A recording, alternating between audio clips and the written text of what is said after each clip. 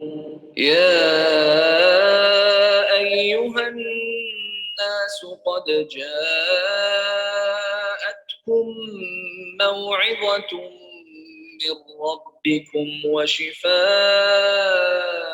لما في الصدور وهدى ورحمة للمؤمنين. قل بفضل الله وبرحمته فبذلك فليفرحوا هو خير مما يجمعون. نحمده ونصلي على رسوله الكريم اما بعد فاعوذ بالله السميع العليم من الشيطان الرجيم بسم الله الرحمن الرحيم رب اشرح لي صدري ويسر لي امري واحلل عقدة من لساني يفقهوا قولي رب يسر ولا تعسر وتمم بالخير. سورہ توبہ آیت نمبر 111 سے آج سٹارٹ کریں گے اور 116 تک دیکھتے ہیں. بسم اللہ الرحمن الرحیم. الفاظ کی وضاحت. آیت نمبر 111 پہ لفظ ہے اشترا. ان اللہ اشترا. اشترا یشتری اشتراؤن کا مطلب ہوتا ہے خریدنا، باٹ، خرید لیا.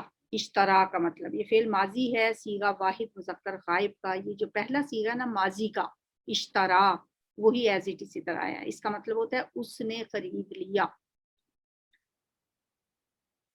اسی سے ایک لفظ ہوتا ہے مشتری، اردو میں عام استعمال ہوتا ہے، لکھا ہوتا ہے دیواروں پہ مشتری ہوشیار باش، یعنی خریدنے والے جو ہیں وہ ہوشیار رہیں کہیں آپ غلط چیز نہ خرید لیں، تو وہ بھی اسی سے ہوتا ہے. تو اشترا کے معنی میں آتا ہے خریدنا فروخت کرنا، دونوں اس کے معنی ہو سکتے ہیں. تو وہ پھر دیکھا جاتا ہے کہ یہاں پہ اس کا مطلب کیا لیا جائے گا. تو یہاں پہ اس کا مطلب ہے اشترا، خرید لیے، اللہ تعالیٰ نے خرید لی. تو مضارع اس کا یشتری اور مصدر ہے اشترا. اسی آیت میں دوسرا لفظ ہے فاستبشروا، پس تم خوش ہو جاؤ. بشارت سے یہ لفظ ہے. بشارت کا لفظ جو اردو میں استعمال ہوتا ہے سو بی ہیپی، خوش ہو جاؤ. استبشارہ ماضی، یستبشروا اس کا مضارع، اور استبشار اس سے مصدر بنتا ہے خوش ہونا. استبشارہ. تیسرا لفظ ہے با یا تم، جو تم نے سودا کیا. با یا یبایع، مبایعتن سودا کرنا. You made a deal. یہ جو سودا ہوتا ہے نا با یا میں، یہ سودا ہوتا ہے باہمی، ایک دوسرے کے ساتھ باہمی سودا کرنا. ایک لفظ دوسرا بھی اس سے آتا ہے، وہ ہوتا ہے باع یبیع. وہ بیچنے کے معنوں میں ہی آتا ہے، صرف بیع کرنا، تجارت کرنا. وہ تجارت یعنی تجارت ایک جو دو طرفہ ہوتی ہے نا اس کے لیے یہ لفظ آتا ہے. تو جو تم نے ڈیل کی، با یا جو تم نے سودا کیا. اگلا لفظ ہے بشیرہ. بشر خوشخبری سنا دیجئے. برنگ گڈ نیوز اچھی خبر دے دیجئے. تو اس کا ماضی ہے بشارہ یبشر تبشیرن خوشخبری سنانا. یبشر ماضی ہے بشارہ. بشارہ کا مطلب ہے اس نے خوشخبری سنا دی، اور یبشر وہ خوشخبری سناتا ہے. تو اس سے یہ لفظ ہے بشارہ، تو نہیں سوری یہ فعل امر ہے. بشر آپ خوشخبری سنا دیجئے. ماضی نہیں ہے، مضارع نہیں ہے، مصدر بھی نہیں ہے، یہ فعل امر ہے بشر. تبینہ واضح ہو گیا، it became clear. تبینہ یا تبین، تبین واضح ہونا. تبینہ ماضی جو کہ یہاں پہ ماضی ہی استعمال ہوا ہے، فعل ماضی ہے، واحد مذکر غائب کا صیغہ ہے، اس سے مضارع بنتا ہے یا تبین، اور تبین واضح ہونا. وعدہا اس نے وعدہ کیا اس سے. وعدہ، وعدہ کا مطلب ہوتا ہے اس نے وعدہ کیا. He promised. وعدہ یعد مضارع ہے اس کا. وعدن وعدہ کرنا. यत्तकून वो बचें, दे शुड अवॉइड। तकवा का लफ्ज इसी से होता है, इत्तका यत्तकी, इत्तिकाउन बचना, ये पहले भी गुजर चुका है लफ्ज।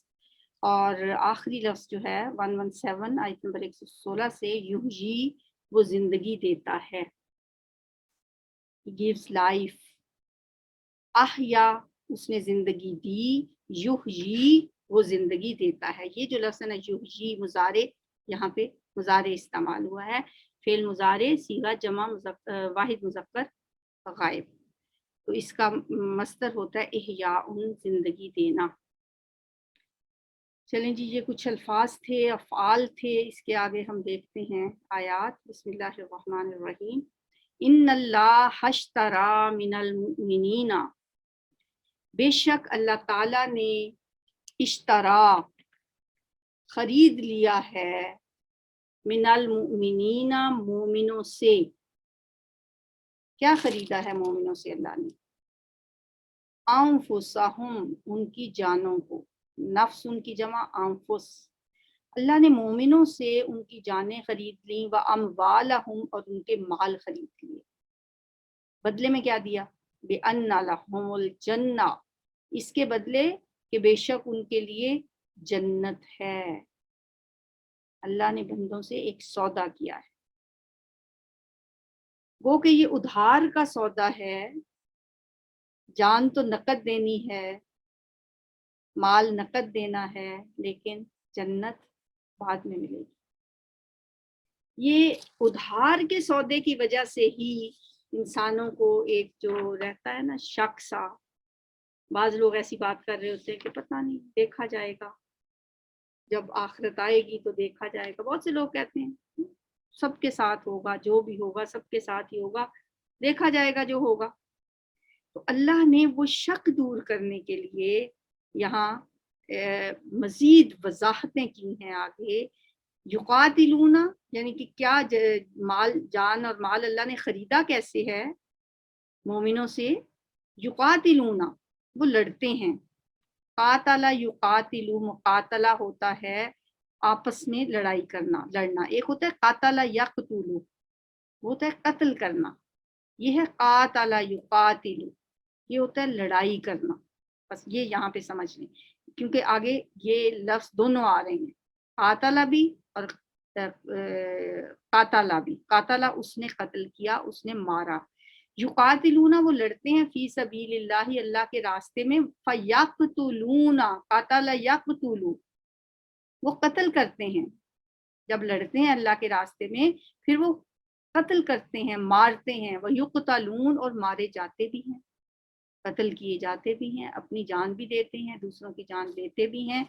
ये जो सौदा है इसके बारे में जो अल्लाह ने जन्नत का वादा किया है, वो है वादन अलैहि हक्कन, वादा है इस पर सच्चा। ये अल्लाह का सच्चा वादा है कि अपने जानो माल के इवज अगर मुझसे सौदा करते हो तो तुम्हारे लिए जन्नत है।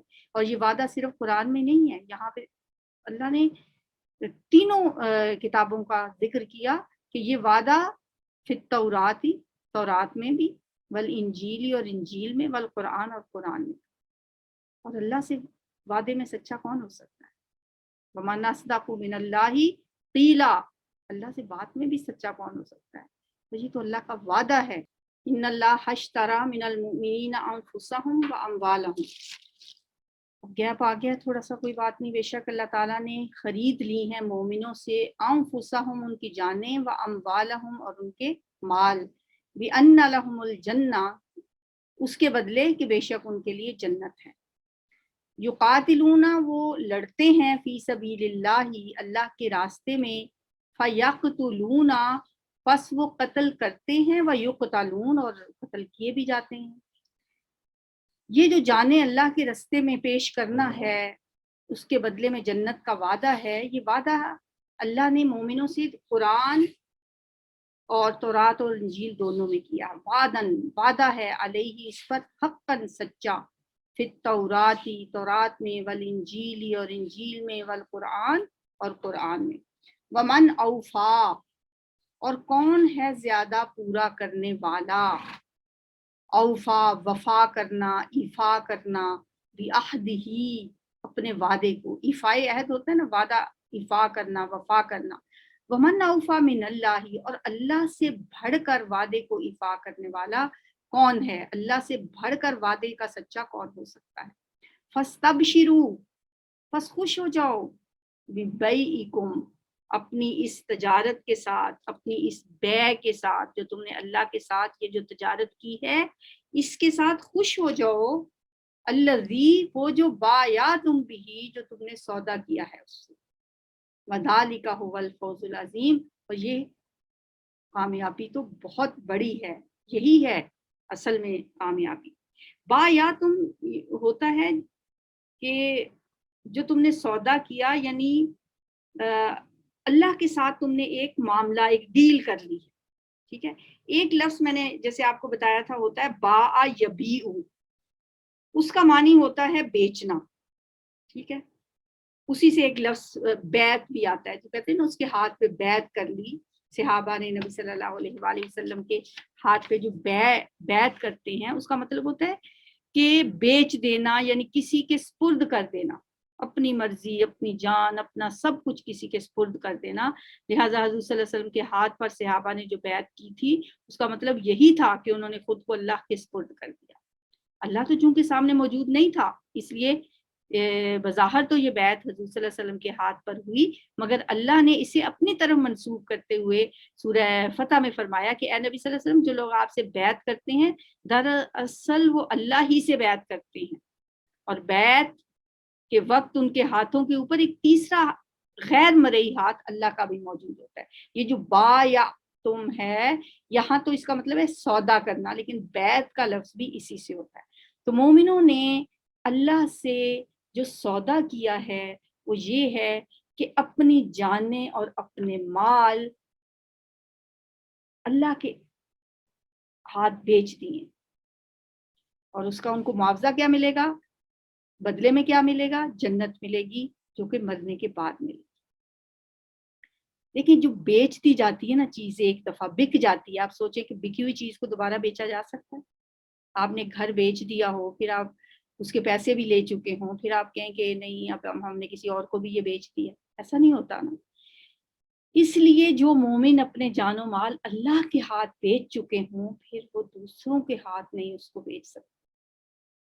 जब अपनी मर्जी अल्लाह को दे दी, जान दी हुई उसी की थी, अल्लाह का ये करम थोड़ा है, उसका ये इनाम और उसकी जो रहमत है कि एक चीज जो उसी की है, जान भी उसी की, माल भी उसी का, फिर उसी की अपनी दी हुई चीज को वो दोबारा से खरीदता है, फिर अल्लाह के हाथ वो चीज बेचकर जन्नत का सौदा करके, फिर हम चाहें कि यही जानो माल हम कहीं और भी इस्तेमाल करें, अपनी मर्जी भी इस पे चलाएं, रातों को बैठ के हम फिल्में देखें, सुबह हम देर तक सोए रहें, नमाजें छोड़ दें, कुरान को पीछे छोड़ दें, अल्लाह के अहकामात को पीछे छोड़ा हुआ हो, गैरों की मर्जी पे चलते हों, जबकि हम इस जान को बेच चुके हैं। अपना माल उसके जब जरूरत पड़े, ये माल उसके स्पुर्द करने का हम उससे वादा कर चुके हैं कि जब उसके दीन को जरूरत पड़ेगी हम अपना माल भी पेश करेंगे, अपनी जान भी पेश करेंगे। तो बज़ाहिर तो ये आयात उस वक्त की हैं जब जिहाद हो रहा था, जंग तबूक का मौका था, लेकिन अगर हम अपने ऊपर लें, हर कुरान की हर आयत हर दौर के लिए होती है, हमारे लिए भी। हमने कैसे अपनी जानें बेच दी, हमने कैसे अपने माल अल्लाह को देकर जन्नत का सौदा किया है।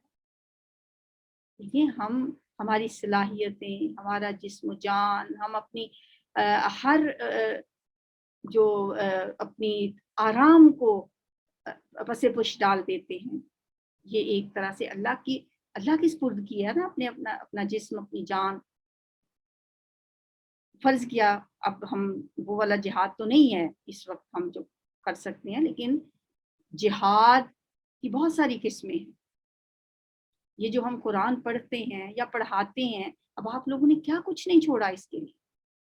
इस वक्त बहुत से लोग सोए हुए होंगे, आप छोड़ के यहाँ बैठ के कुरान सुन रहे हैं, फिर आप इसको, उसके बाद आप अपने बहुत से قیمتی وقت آپ کا ہوتا ہے، جو آپ کے بچوں کا ہوتا ہے، آپ کے ہسبینڈ کا ہوتا ہے، آپ کی فیملی کا ہوتا ہے، آپ اس میں سے ٹائم نکالتے ہیں، آپ اپنی نیند قربان کرتے ہیں، پھر آپ بیٹھ کے قرآن پڑھتے ہیں.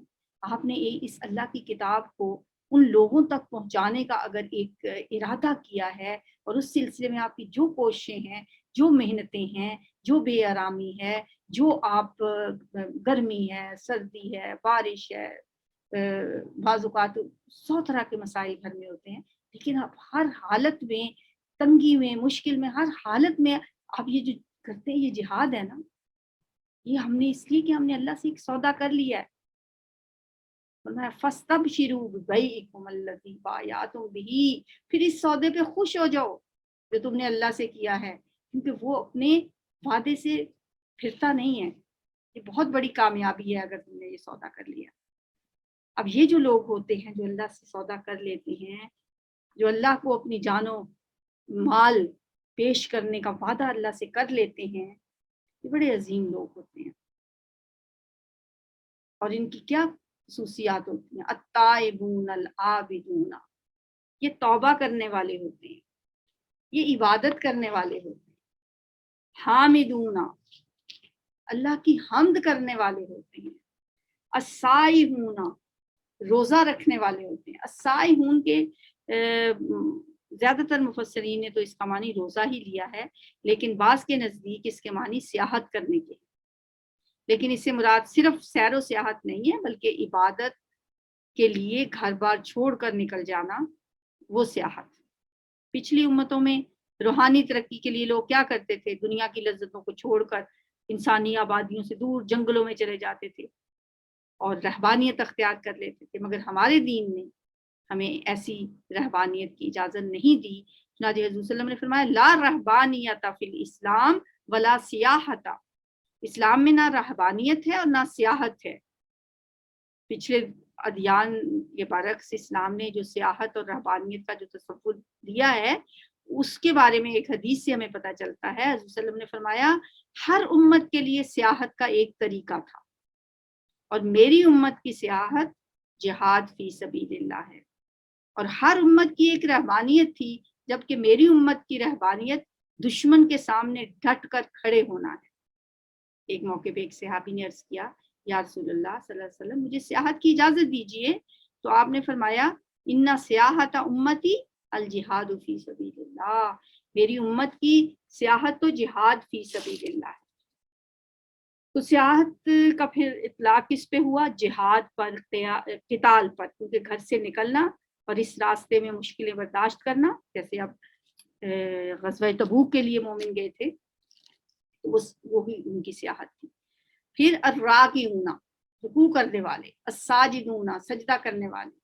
اب یہ جو باتیں ہیں نا، ایک تائبون، عابدون، الحامدون، السائحون، الراکعون، الساجدون، یہ 6 جو باتیں ہیں، یہ تو ایک مومن کی سمجھے کہ ذاتی زندگی کے وہ اوصاف ہیں جن کا تعلق اس کی شخصیت کے نظریاتی پہلو سے ہے.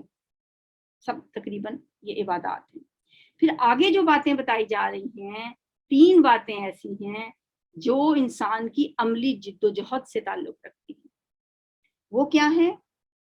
آمرون بالمعروف، نیکی کا حکم دینے والے، والناہون عن المنکر، اور برائی سے روکنے والے ہیں. نیکی کا حکم دینا تو چلیں ایک حد تک انسان کر ہی لیتا ہے یہ کام. یہ جو دوسرا کام ہے نا، والناہون عن المنکر، یہ بڑا مشکل کام ہے، کیونکہ یہ کوئی سننے کے لیے تیار نہیں ہے، کوئی نہیں چاہتا کہ ہمیں روکے. لہٰذا یہ کرنا، نبی صلی اللہ علیہ وسلم نے فرمایا کہ جب تم برائی کو دیکھو تو اس کو روک دو، ہاتھ سے روک دو. اگر یہ نہیں کر سکتے تو زبان سے روکو، یہ بھی نہیں کر سکتے کم از کم دل میں ضرور برا جانو، اور یہ ایمان کا کمزور ترین درجہ ہے. تو برائی سے روکنا جو ہے، یہ 3 درجے ہیں. اس سے اللہ تعالیٰ ہمیں توفیق عطا فرمائے کہ ہم ان تینوں درجوں میں کسی نہ کسی حد تک اپنا رول پلے کرتے رہیں. والحافظون لحدود اللہ، اور اللہ کی حدود کی حفاظت کرنے والے ہیں. یعنی مومن جو ہوتا ہے نا وہ قول و عمل میں اسلام کی تعلیمات کا ایک ایسا عمدہ نمونہ ہوتا ہے کہ اس میں یہ ساری باتیں پائی جاتی ہیں اور وہ ان چیزوں سے بچتا ہے جن سے اللہ نے اسے روک دیا ہے، اور اللہ کی حدوں کو پامال نہیں کرتا بلکہ اللہ کی حدوں کی حفاظت کرتا ہے۔ تو ایسے ہی مومن کے لیے اللہ نے خوشخبری دی ہے۔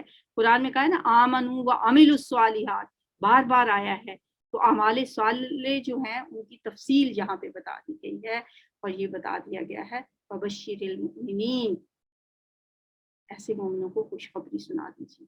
ما کان للنبی، نہیں ہے مناسب نبی کے لیے، والذین آمنوا، اور ان لوگوں کے لیے جو ایمان لائے، ان یستغفروا، یہ کہ وہ بخشش طلب کریں، للمشرکین، مشرکین کے لیے، ولو کانوا، اور اگرچہ وہ ہوں، اولی قربا، قرابت والے ہی، من بعد، اس کے بعد، ما تبینہ، جو واضح ہو گیا، لہم، ان کے لیے، انہم اصحاب الجحیم، کہ بے شک وہ دوزخ والے ہیں۔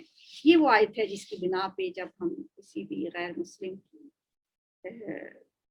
کوئی فوت ہو جاتا ہے تو ہمارے دوست احباب میں بھی بعض اوقات مسلمان غیر مسلم ہوتے ہیں، تو پھر ہم ان کے لیے دعائیں مغفرت نہیں کرتے، تو اکثر پھر بعض اوقات لوگ کہہ رہے ہیں کہ یہ کیا اسلام میں اتنی تنگی ہے کہ آپ ان کے لیے دعائیں مغفرت نہیں کر سکتے۔ تو بات یہ ہے کہ اللہ نے قرآن میں فرما دیا، یہ والی جو آیت ہے اس کی تفسیر تو صحیح بخاری میں ہے کہ جب نبی صلی اللہ علیہ وسلم کے چچا حضرت ابو طالب کا آخری وقت آیا تو آپ صلی اللہ علیہ وسلم ان کے پاس گئے، ان کے پاس ابو جہل بھی اور بھی کچھ بیٹھے ہوئے تھے کافر، تو آپ نے فرمایا چچا جان لا الہ الا اللہ پڑھ، تاکہ میں اللہ کے سامنے آپ کے لیے حجت پیش کر سکوں، ایک دفعہ کہہ دیں لا الہ الا اللہ، میرے کان میں کہہ دیں۔ لیکن ابو جہل برابر حضرت ابو طالب سے کہتا رہا کہ اے ابو طالب، کیا عبد المطلب کے مذہب سے پھر جاؤ گے؟ مرتے وقت یہ کیا کرنے لگے ہو؟ بس نبی صلی اللہ علیہ وسلم اس کو اپنی طرف بلاتے رہے اور ابو جہل دوسری طرف، یہاں تک کہ ان کا انتقال اسی حال میں ہو گیا۔ نبی صلی اللہ علیہ وسلم نے فرمایا جب تک اللہ کی طرف سے مجھے روک نہیں دیا جائے گا میں آپ کے لیے استغفار کرتا رہوں گا۔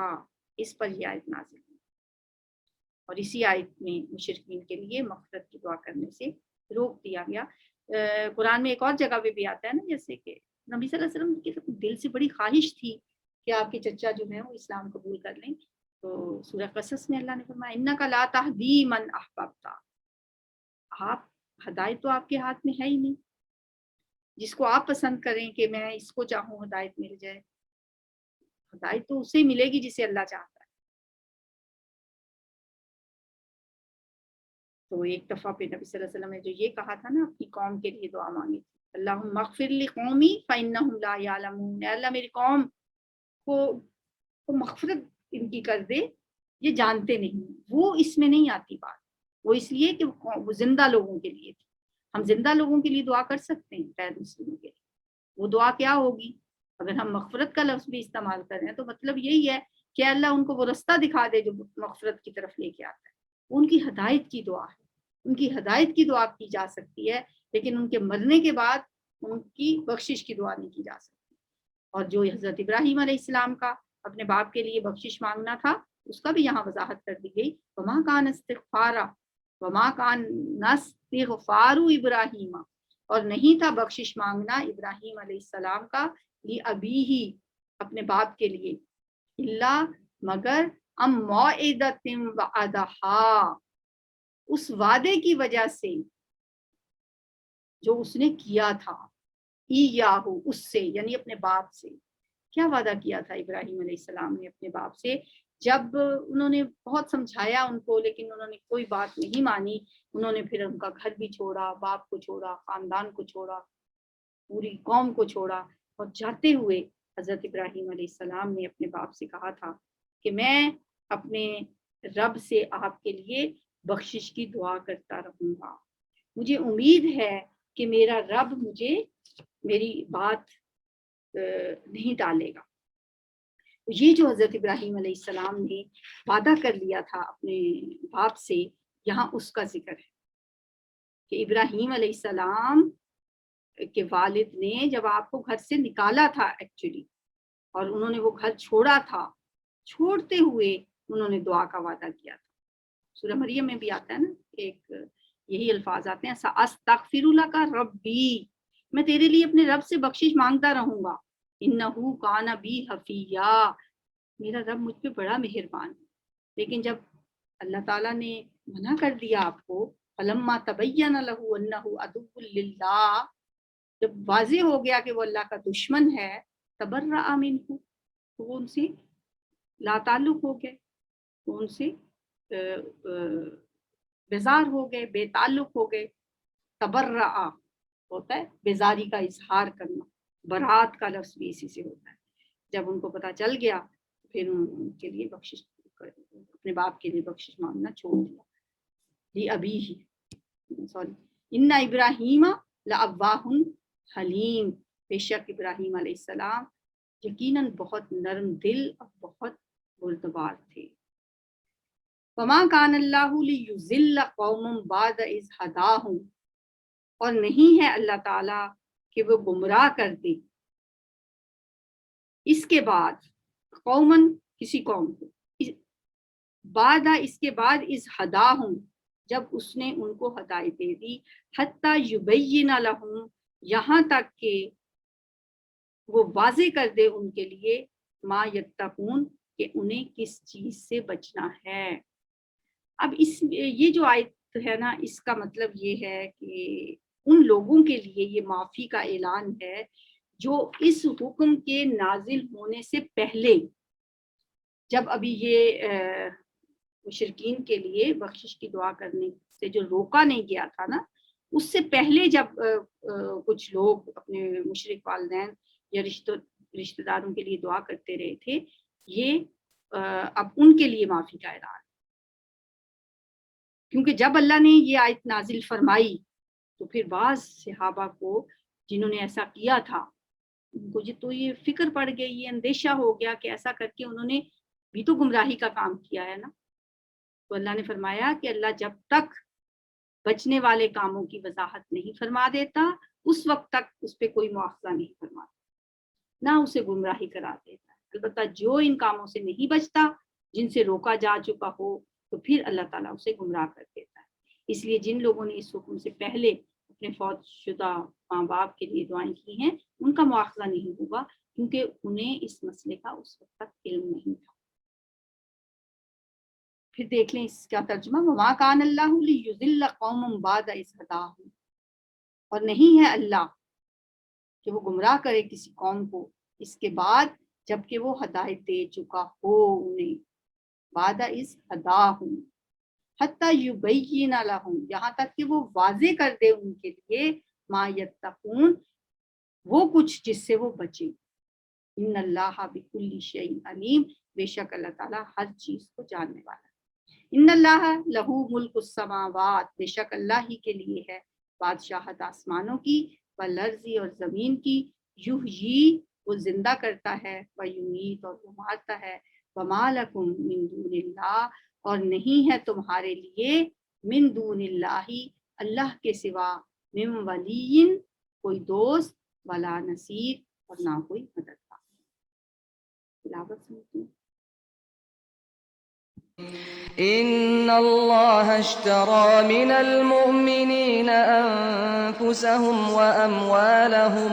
وأموالهم بأن لهم الجنة يقاتلون في سبيل الله فيقتلون ويقتلون وعدا عليه حقا في التوراة والإنجيل والقرآن ومن أوفى بعهده من الله فاستبشروا ببيعكم الذي بايعتم به وذلك هو الفوز العظيم.